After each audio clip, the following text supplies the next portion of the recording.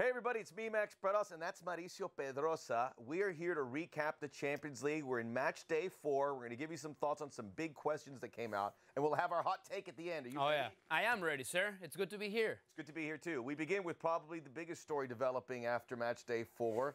Liverpool go to Belgrade and lose 2-0. So the question, Mauricio, how much trouble are they in? I don't think they're in big trouble. Liverpool still control their own destiny, and that's a good thing, right? But the performance, I think, is driving Jurgen Klopp crazy right now, because it's not only what happened today. If you go back to the game against Arsenal, that second half was atrocious. So I don't think right now Jurgen Klopp's feeling well. I don't think he likes what he sees from his team on the pitch. And Max, today was just embarrassing. That just cannot happen, especially when you're playing in a group that is so tight, with 2 good teams as well. You go to play the weakest team in the group and put a performance like that?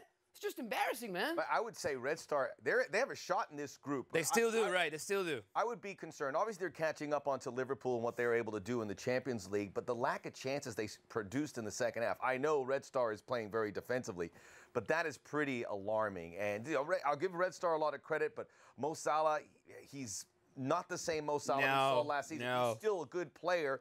Roberto Firmino came on late. I want to see that trio, Firmino, Salah, and Mane, performing at that clip, but you can tell it's not going to be easy. But I agree. I don't think they're in a lot of trouble. They control their own destiny. They do. This group is so bananas that anything can happen. Yeah, and look, the other game, and we'll talk about that a bit later, they just played to a higher level. And with Mo Salah, I just came to this conclusion. Mo Salah is Leicester City. He had a great season when nobody expected him to have a great season.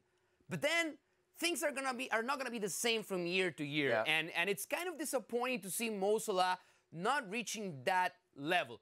I know he misses Firmino.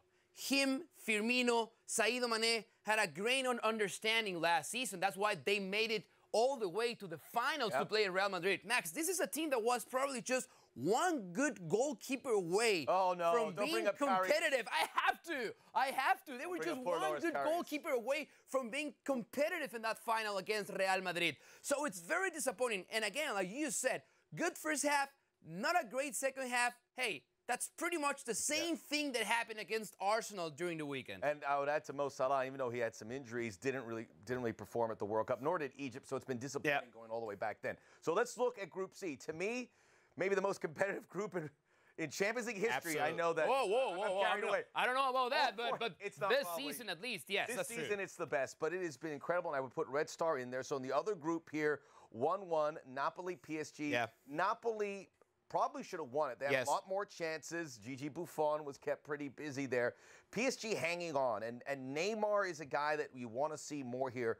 Right now, if we look at the groups, PSG plays at home to Liverpool next time, and then it'll be Napoli, Red Star, and then the final day, Liverpool, Napoli, Red Star, PSG. When I look at those, I tend to think that PSG might be in the most trouble here, because I agree. I'm waiting for them to click into a higher gear. It never happens. And first of all, they do not control their own destiny right now. They're third with two games to go. What I didn't really like was Neymar's performance. He doesn't look comfortable. He doesn't seem himself on the pitch. And when you put him next to Cavani and next to Mbappe, it's a different Neymar. But today, Thomas Tuchel decided to keep Cavani on the bench his former team. Against his former team. He played the last 10 minutes. I don't think that was the right decision. He played with a back 3 line. Again, I don't think that's the way PSG plays at its best. And Neymar, he was just trying to be all over the place. He just didn't have a big impact on that game. I think Mbappe right now is the better player up front for Paris Saint-Germain. I would agree with you. And that would have shocked me if you told me that a couple months ago. 4 months ago, Now, I'm like, Neymar's just not been that effective. So Liverpool, Napoli, 6 points, PSG 5, Red Star 4. I think Red Star probably won't get there. But because they're still in the mix, I think that complicates things a lot for everybody. Yeah, but I think Napoli is probably going to be the team that I think they have a good shot. They play at Liverpool. If they can get something there, they might win this group. But if you're Napoli, if you're Carlo Ancelotti, you have to be very disappointed, because you should have won that game. You had PSG against the ropes. The second half, it was the Napoli show. And this is probably the same Napoli that we used to see when Sarri was the manager, because the first games under Ancelotti, it was not the same team. But today, I think that performance was one of the best we've seen from Napoli this year. Okay, Barcelona, let's go to Group B, which is now more competitive than we thought when we came in. They went to the San Siro. They tied Inter, probably should have won it. I'm going to ask you a question here that might shock you. Whoa, I'm ready. Same answer. Let's go. Are Barcelona as good or even better without Lionel Messi? Remember we used to do this segment on Nación ESPN that is called Am I Loco? Yes. Yeah, you are loco. Am I loco? Yeah, you are loco. There's no way they destroyed Real Madrid. Can be better without the best player in the world. And for many, the best player in history. No, but you know what this means? I like them without Messi. This means do like the way that they play. Valverde is doing a good job. Remember all the questions surrounding the manager? Was he the right guy for the job? Does he have the personality to control that locker room?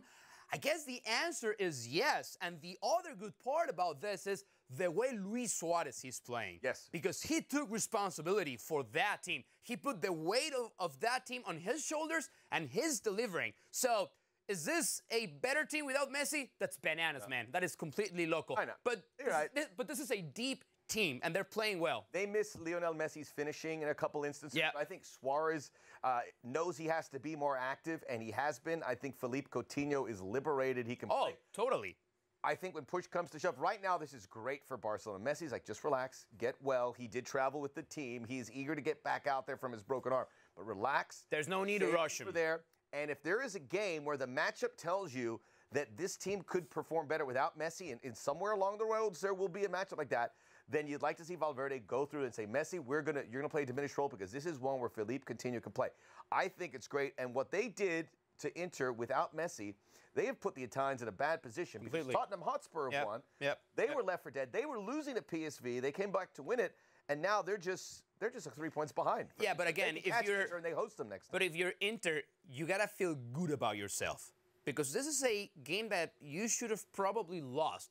But at the same time, you were competitive against Barcelona, not only tonight, but the game at Barcelona. So if I'm Inter, I'm confident. I think Inter is gonna make it to the round of 16. I think they're a better team right now than Tottenham, and clearly a better team than PSV. But at the same time, the only concern is the lack of punch. You don't want Mauro Icardi to be the superhero every single night, because that's just not going to happen. You need also good performances for the supporting cast. And today, Mauro Icardi didn't see it. I would agree with you. Inter gets in, but I think Barcelona undressed them a bit here, and I think a little bit. I think Barcelona, Juventus, best two teams in the world right now. We'll see what Juventus does on Wednesday, and I'll give you my answer. And you know what? We thought that Liverpool was up to that level. We just saw today that it's not the case. Okay, let's wrap it up with our hot take or closing take. What stood out to you that maybe people aren't aware of that you want to share? All right, here's what I want to share. I don't know if this is a hot take, but to me at least it kind of is.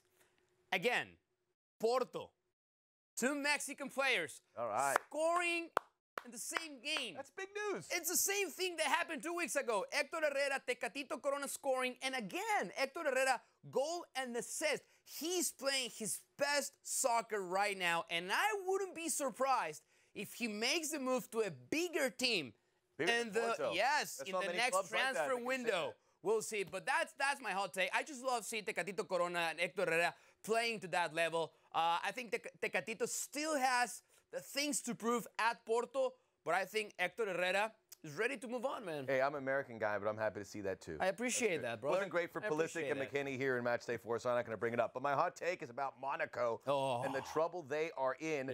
Right now, they have 1 win in 12 in Liga, and they'd be relegated if the season ended now. It doesn't. But they lost 4-0 at home to Club Bruges, and that pretty much extinguished any chances they would have here. Thierry Henry took over. It's been a hot mess. This was the team that made the Champions League semifinals in 2017 when they had Fabinho, Bernardo Silva, and Mbappe. They were a superstar squad. They made a lot of money, and they've recouped it, but they're still a good enough team that this should not be happening. They have good enough players where they shouldn't be losing at home. 4-0 to Club Bruges. I am stunned at how bad Monaco have fallen. But you know what's weird about Monaco? It is the second time that this has happened in the past 20 years. When they made that UEFA Champions League final against Porto in 2004 when they lost to that Porto team with Jose Mourinho. Then they were relegated, and they had to fight the way back to the first division in France. They made it all the way to the semifinals in the Champions League. They got rid of all the good players, got paid, but this is trouble. And you gotta feel bad for Titi Henry because he's gonna struggle trying to bring that team back to the spotlight. It's his first club he did it, but you make a good point. Sometimes you gotta go all the way to the bottom to get back to the top. Oh yeah.